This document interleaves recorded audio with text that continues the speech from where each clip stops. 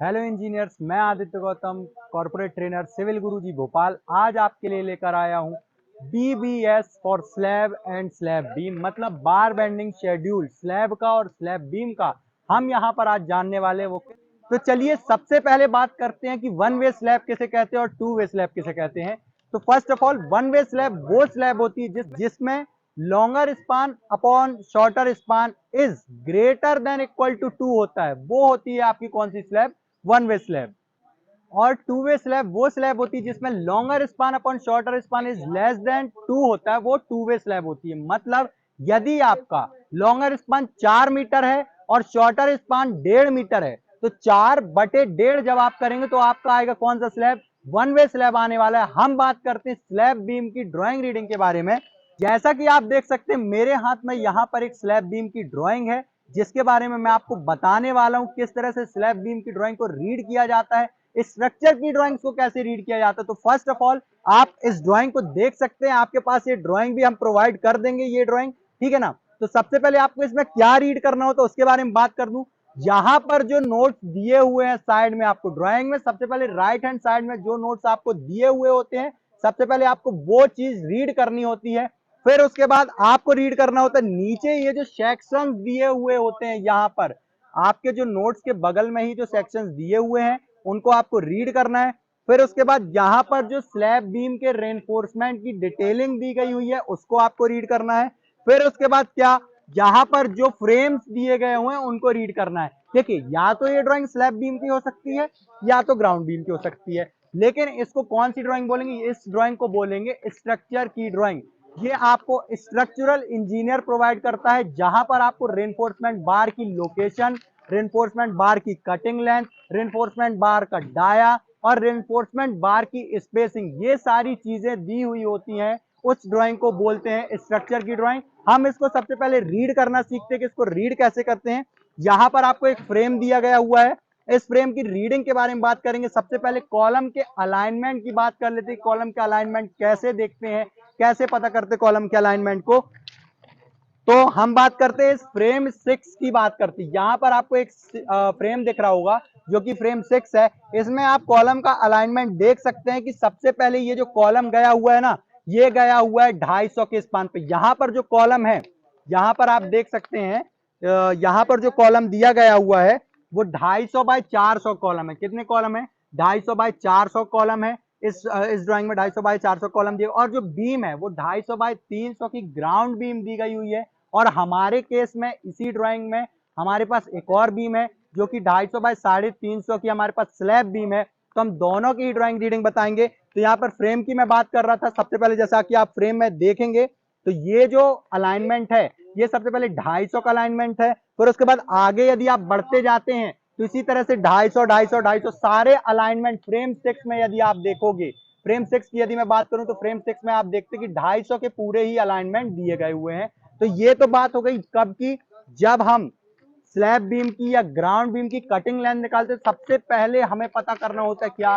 Column का alignment, कि वो उसकी फेसिंग क्या है, किस फेसिंग में कॉलम दिया गया हुआ है, इसकी बात। फिर यहां पर आपको नीचे ड्राइंग दिख रही होगी, ये ड्राइंग यहां पर आपको दिया हुआ है, बीम की ड्राइंग दी गई हुई है। जहां से आपको बीम का बीबीएस निकालना होता है, बार बेंडिंग शेड्यूल।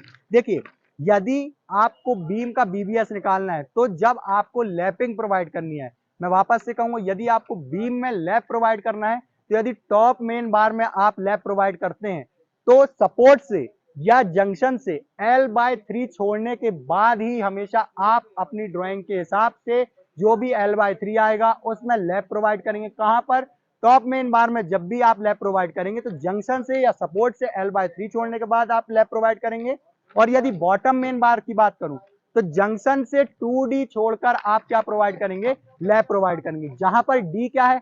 डी है depth of beam minus cover. कौन सा कवर? बॉटम में जो बीम में कवर दिया होगा, बीम का कवर 25 mm का होता है, तो depth of beam minus beam का कवर माइनस स्टिरअप का डाया, जो स्टिरअप रिंग लगने वाली है उसका डाया, और साथ ही साथ माइनस हाफ डाया और बॉटम मेन बार, ये होता है आपका डी। तो 2D छोड़कर आपको क्या प्रोवाइड करना है? लैप प्रोवाइड करना है। जैसा कि हम साइट में हैं तो हम साइट पे आपको दिखा सकते हैं कि यहाँ पर किस तरह से आपको प्रोवाइड करनी है चीजें। तो जैसा कि आप देख सकते हैं यहाँ पर ये एक बीम गई है थ्रू आउट स्पान, यहाँ पर बीम में रेनफोर्समेंट गया हुआ है। अब इसमें कौन सी मेन बार है, यहाँ पर टॉप में जो मेन बार लग रही है वो 550 डी की 316 की टॉप में मेन बार लग रही है बीम में, और जो टॉप एक्स्ट्रा बार्स हैं वो लग रही हैं L/3 पर। ये है आपका जंक्शन, यहाँ पर जंक्शन है, जंक्शन से L/3 पर क्या लग रही है आपकी टॉप एक्स्ट्रा बार लग रही है। फिर यदि मैं बात करूं आगे मैं बढ़ता हूं इसी बीम पर, तो ये थ्रू आउट बीम गई हुई है, यहाँ पर एक पीटी बीम आई हुई है, ठीक है, यहाँ पर एक पीटी बीम आई हुई है जिसको आप देख सकते हैं, ये बीम आई हुई है। फिर यही बीम आगे थ्रू आउट बिल्कुल सीधा सीधा स्पान गया हुआ है, वापस से यहाँ पर एक टॉप एक्स्ट्रा प्रोवाइड करी गई है। फिर यदि बात करूं इसके मिडिल स्पान की, तो इसमें बॉटम एक्स्ट्रा प्रोवाइड करी गई है।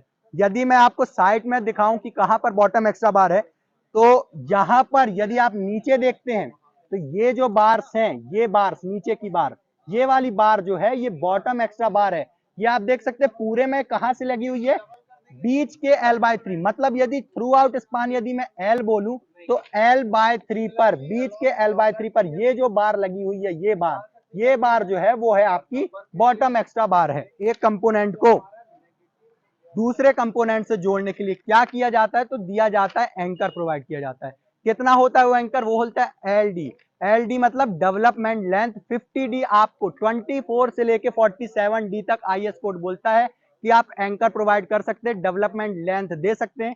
जहां पर D क्या है, आपका डाया ऑफ बार है। जैसे कि आप यहाँ पर एक बीम देख सकते हैं कि ये बीम है, यहां से ये बीम पर रेनफोर्समेंट आ रहा था और ये यहाँ पर एंकर बना रहा है, एल बना रहा है। एल मतलब डेवलपमेंट लेंथ, यहां पर आप देख सकते हैं।